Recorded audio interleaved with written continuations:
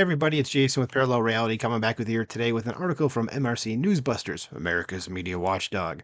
It's an article from August 21st, and it says TV's distorted GOP primary race, three-fourths Trump, 90% negative. It's always fascinated me, before I even get to the article about like just how, you look out there in news coverage and you see like I have a feeling that just all of the, not all, but a lot of the negativity that you hear about Trump and DeSantis and basically any Republican in the news, and then when you go to the voting and you see how people are voting, and I think a lot of that is driven by what the media says or doesn't say, just their dishonesty and lying about things. So I think a lot of what you see here, is plays into that. If you're saying three-fourths negative coverage about Trump, of course, people are going to be like, I don't like him because that's what the media is saying, even though, again, they just lie as a matter of like reflex. So let's go ahead and see what the stats are that Newsbusters came up with here. So it says going into this week's GOP presidential debate, broadcast evening news coverage of the race for the the 2024 Republican presidential nomination has overwhelmingly been dominated by former President Donald Trump, with the remaining GOP candidates garnering just a tiny fraction of the attention given to the frontrunner. Excuse me. It says the vast majority of Trump's coverage, is 90%, has been negative and heavily focused on the legal allegations made against him by Democratic prosecutors in the Biden Justice Department. But the network's coverage of Trump's top GOP opponent, Florida Governor Ron DeSantis, was nearly as bad. It was 78% negative, suggesting a media hostility that extends beyond Trump himself to other Republican candidates and their conservative policy positions. Some details here. So there's a graphic, but it says candidate coverage. Trump swamps the field, and as we did the last time, there was an open GOP primary 8 years ago. Media Research Center reviewed every ABC, CBS, and NBC evening newscast from January 1st to July 31st. That's all. I don't envy you, people who did that. Says that includes the weekends and tallied all discussion of each declared or prospective GOP presidential candidate. And at this point in 2015, Trump had amassed 116 minutes of coverage, far more than the 72 minutes garnered by former Florida Governor Jeb Bush, then regarded as the leading establishment candidate. I remember that. Just looking at the same time period this year, Trump has received a staggering 664 minutes of evening news coverage. It's more than 5 times that of Ron DeSantis, 126 minutes, and 10 times that of former Vice President Mike Pence at 63 minutes. Former UN Ambassador Nikki Haley and South Carolina Senator Tim Scott received 17 and 12 minutes of airtime, respectively. None of the other candidates received even 10 minutes of airtime during the 7 months we examined. There is the chart of that. And well, Vivek only got 28 seconds. Okay. All right. Since 8 years ago, the networks were seen as overemphasizing Trump when he received 37% of the total airtime devoted to the field of GOP candidates. This year, the networks have given Trump twice as big a share, 74% of the overall coverage, leaving all of the other candidates to fight over the remaining scraps of airtime. As his TV slams Trump with mostly negative coverage. Of course they did, because why wouldn't they? It says Trump's coverage, however, has mostly been about the high-profile legal cases brought against him. Topping the list, Special Counsel Jack Smith's classified documents case, which had received 208 minutes of evening news airtime as of July 31st. Those broadcasts spent 170 minutes on Manhattan Democratic District Attorney Alvin Bragg's charges involving hush money payments, while Smith's charges involving January 6th received 91 minutes of airtime. Adding in the other cases, Trump's legal challenges totaled 565 minutes of evening news airtime, or 85% of all of the former president's entire coverage so far this year. The network's coverage of these cases was extremely hostile to Trump, because that's just what they do, because they don't have anything else. It's just orange man bad. It says 94% negative versus just 6% positive.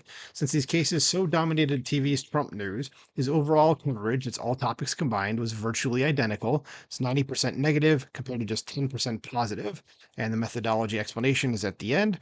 It says, in contrast to the network's 90% negative coverage, an Economist YouGov survey conducted in early August found 76% of Republicans gave Trump a very favorable or somewhat favorable rating. That's funny. The media is like, we hate him, and all the people are like, no, we still really like the dude. So good. Seeing past the BS. That's a good thing. It says, but DeSantis whacked with bad press too. Because again, of course he was, because he's a Republican. Just got the R next to his name is all he needed. If there was a D there, they wouldn't care. Says the evening newscast allocated 40 minutes to Governor Ron DeSantis' battle against the woke agenda in Florida, including new rules on how schools should present information on matters related to race and sexual identity, and his subsequent legal battles with the Disney Corporation. And the evening newscasts were just as lopsidedly negative here as they were with Trump's courtroom battles, 92% negative versus 8% positive. The woke agenda made up only about one third of TV's DeSantis coverage, and the remainder of the governor's coverage was more balanced. It's 58% negative versus 42% positive. Overall, the evening newscast treated DeSantis to 78% negative coverage, broadly favorable, but not as preposterously lopsided as their coverage of Trump. Well, that's good, I guess. I mean, but still, that's like I said, it's preposterously lopsided.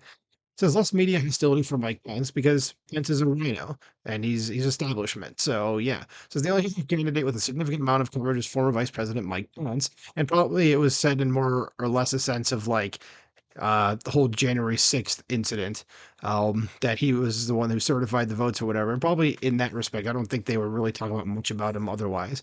Because more than half of Pence's coverage was devoted to just two controversies. Oh, here we go. The classified documents found at Pence's home on January 14th, which was 14 minutes, and January 6th, which is 27 minutes. The network's spin on Pence's documents case was split evenly, half positive, half negative evaluations. The negative press came early on, as news of the discovery of documents was accompanied by earlier soundbites of Pence telling ABC author David Muir flatly that he did not take any classified documents when he left the White House. In early June, however, that coverage turned positive, reflecting the Justice Department's decision to close its investigation without any charges. Says when it came to January 6th, the network's spin on Pence was neutral. The former vice president was portrayed merely as a witness and a Trump critic. Yet because of their overwhelming focus on Trump's legal problems, January 6th was the biggest topic in Pence's coverage as well, eclipsing much of the rest of his candidacy. Overall, the network's spin on Pence was negative, but not lopsidedly so, 57% negative versus 43% positive. None of the other candidates received enough evaluative coverage to even calculate percentages. And the end part here, and I'm not going to go over necessarily the methodology, just this last part with the bullet right here. There's virtually no coverage of important policy issues. Of course, I don't. It's just we don't like them. And let's just talk about why we don't like them. Trump is orange. We don't like him. That's basically the depth of their of what they're talking about. So this is almost completely missing from TV's GOP campaign news. This is any significant coverage of traditional policy issues. Apart from the woke issues linked to Florida's DeSantis, only 4 policy areas received as much as 3 minutes of airtime out of about 820 total minutes of coverage. Abortion, which is 11 minutes, illegal immigration at 8 minutes, and the war in Ukraine, 6 minutes, and gun rights, which is 3 minutes. The candidates' views on the economy, inflation, jobs, and national debt, trade, or other foreign policy issues received mere seconds of airtime or none at all. It says 8 years ago, the rap on the media was that it was so focused on a single celebrity candidate, that'd be Trump, the coverage deprived GOP voters of a real choice.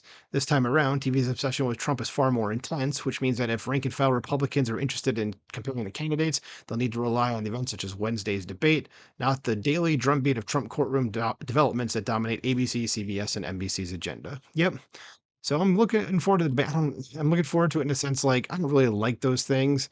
But whatever, maybe I'll watch it, maybe I won't.